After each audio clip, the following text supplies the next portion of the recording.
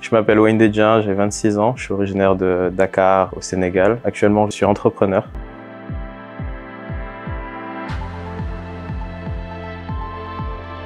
Par rapport à mon parcours scolaire, en fait, je suis originaire de Dakar. Je suis arrivé à Paris quand j'avais 15 ans pour poursuivre en fait mon lycée et faire un bac technique. J'ai fait un bac en architecture et construction. Mais en fait, quand j'avais 16 ans, j'étais passionné de finance. Quelque chose que j'ai découvert par hasard sur Internet avec la bourse, les actualités. Du coup, j'ai commencé à faire de la simulation boursière sur le site Golden Boys. J'ai fait 2 ans de simulation boursière. J'ai choisi de continuer sur la finance. Et à l'époque, j'avais reçu un mail de mon père qui m'avait parlé de Financia. J'ai du coup candidaté, j'ai été accepté. Donc j'ai fait mon bachelor 1 à Financia, bachelor 2, ma 3e année. J'ai fait tout mon cursus ici, jusqu'au MBA 1, MBA 2.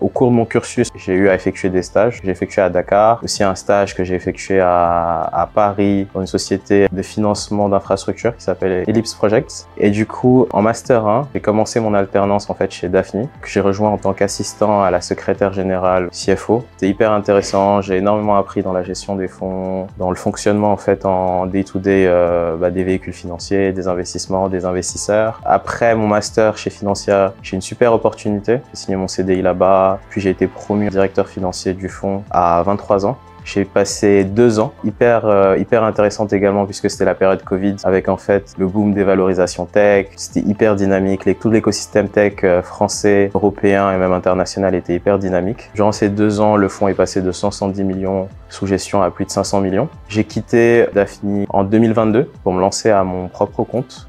Du coup, mais je me suis donné en fait 1 an pour réfléchir sur mon next move. Durant ces 1 an, j'ai fait du conseil. J'ai lancé ma boîte de consulting où je travaille en fait avec des fonds d'investissement, avec des associations, avec des fondations, avec des entreprises privées sur des projets à impact en Afrique et aussi un peu partout. Et là, actuellement, je suis en train de travailler également sur mes autres projets que je vais lancer bientôt, qui seront plus tech-oriented.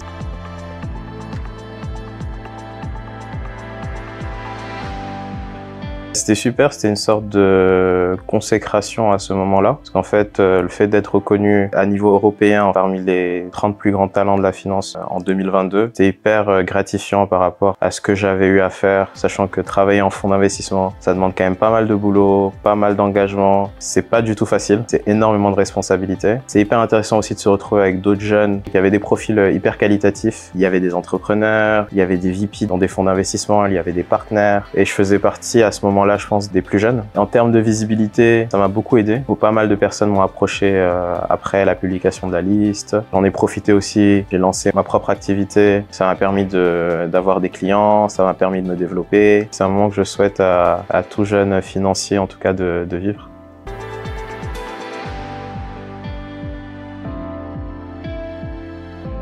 Le conseil que j'ai à vous donner, en fait, c'est de ne jamais lâcher, toujours croire en ses rêves. Ne laissez jamais personne vous dire que quelque chose n'est pas possible. Rien n'est impossible à force de travail, de motivation et de détermination, on y arrive toujours. À chaque fois que vous travaillez, toujours faire les choses à 100%, être transparent aussi. Et également toujours viser loin. C'est hyper important d'être ambitieux, d'avoir des objectifs à long terme et surtout la vision de ce que vous voulez réaliser dans 5 ans, dans 10 ans. Cette vision, en fait, qui vous drive à vouloir faire plus aussi, à casser les barrières. Vous mettez pas de frein mentaux, après les choses arriveront comme elles doivent arriver.